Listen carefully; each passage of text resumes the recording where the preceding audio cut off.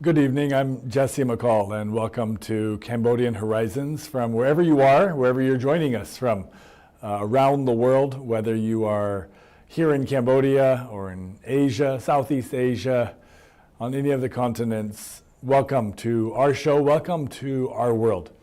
Tonight we're going to dedicate our time to a single square of the earth, and that's the Angkorian Plain.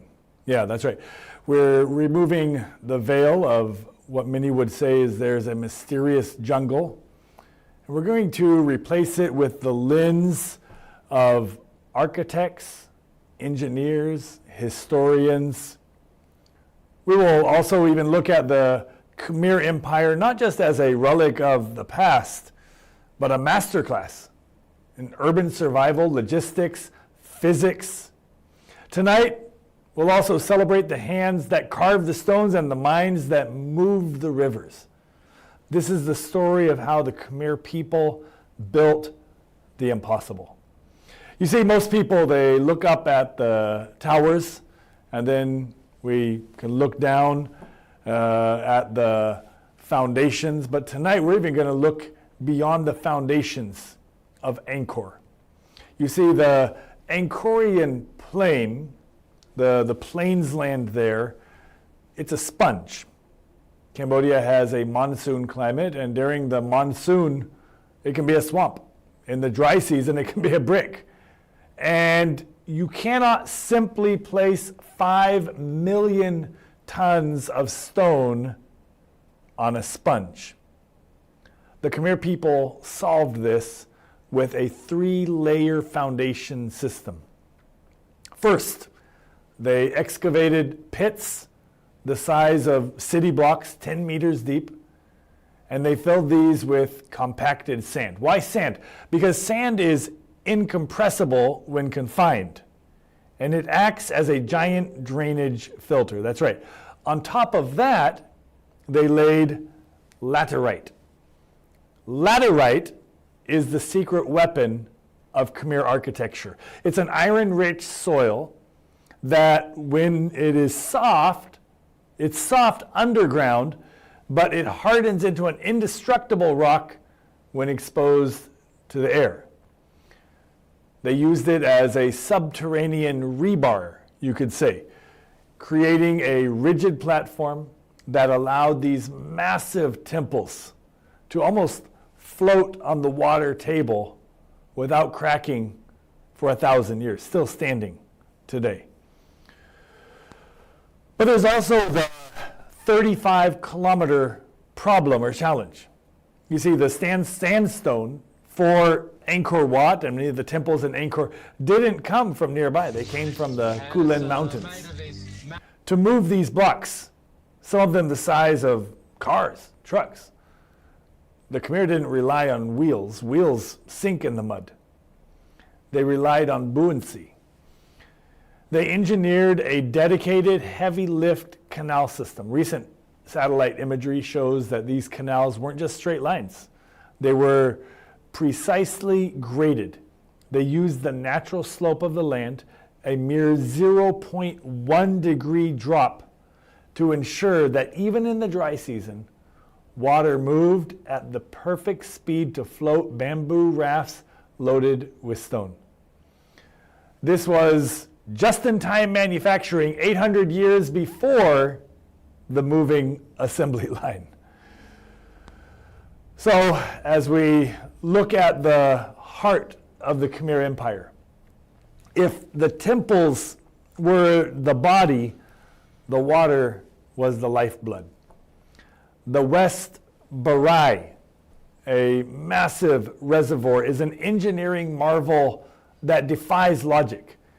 It's 8 kilometers long and 2 kilometers wide. But this is the kicker. It wasn't dug into the ground, it was built on the ground. That's right.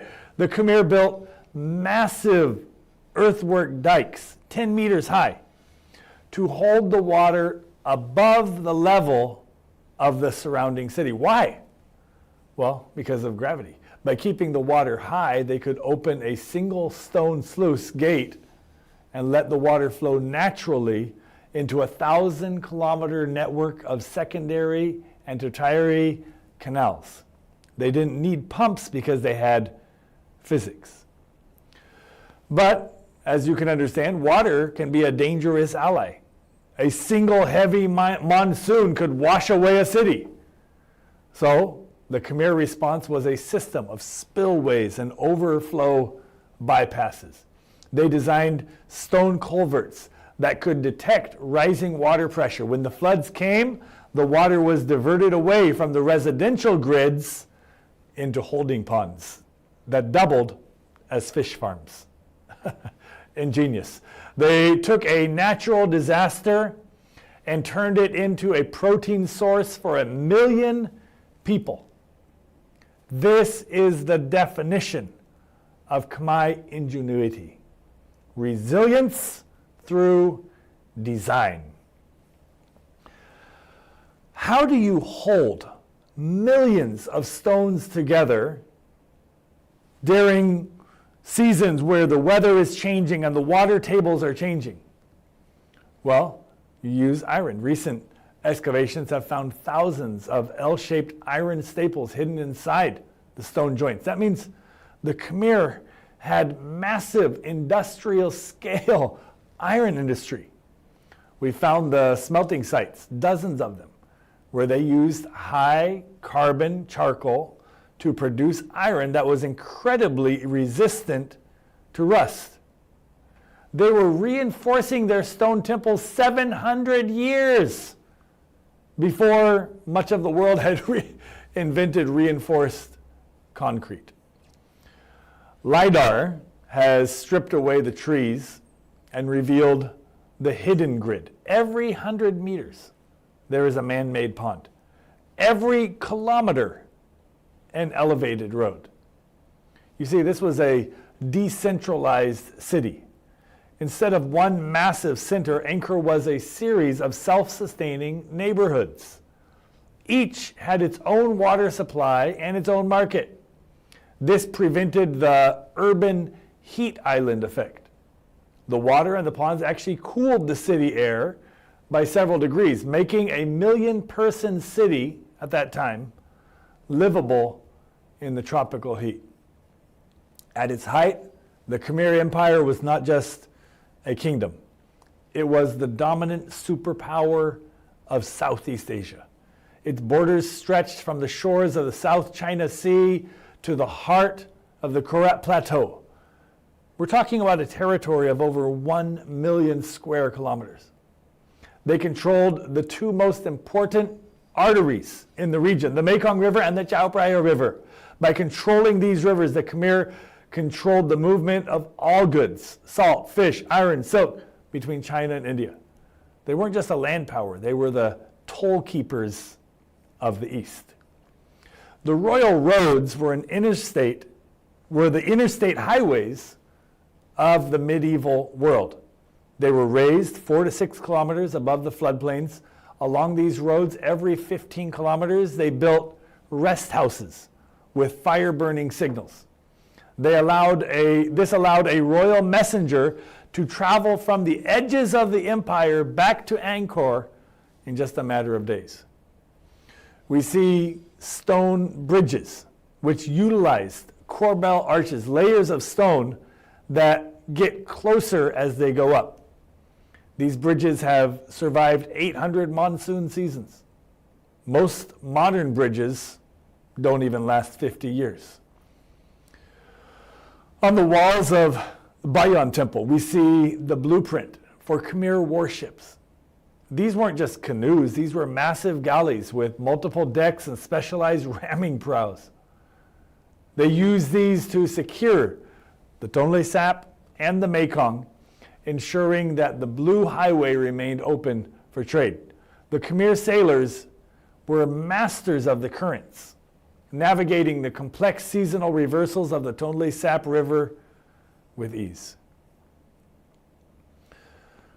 Tonight we're dissecting the most ambitious civilization to ever grace the tropics. What the Khmer people achieved wasn't just a golden age. It was a testament to what is possible when human intellect refuses to be limited by the environment. The brilliance of the Khmer people didn't vanish, it migrated. It's the DNA of every Cambodian engineer, every Cambodian artist, every Cambodian entertainer, every Cambodian CEO and manager. It's the spirit of every entrepreneur. The Angkorian Empire was the greatest startup in history. So, for those of you who are intrigued by these stories, we invite you to be our guest here in Cambodia. We invite you to visit the ancient city of Angkor, that when London was a small village of 20,000, Angkor was housing 1 million people. You can fly into Siem Reap International Airport, or you could fly into Phnom Penh International Airport and then take a taxi or a bus or drive a car yourself up to Siem Reap, but you won't be disappointed. So we invite you to be our guest and discover the greatness of the Khmer Empire. There's the historical greatness, but let me also tell you there's the present day greatness of the Khmer people and the Kingdom of Cambodia. And we hope that this year, 2026, you will be our guest. This empire of the past can be a great inspiration for all of mankind's future as well. Thank you for joining us on this journey tonight through Cambodian horizons, and we'll be joining you again very soon. Good night from Phnom Penh, Cambodia. We'll talk to you soon.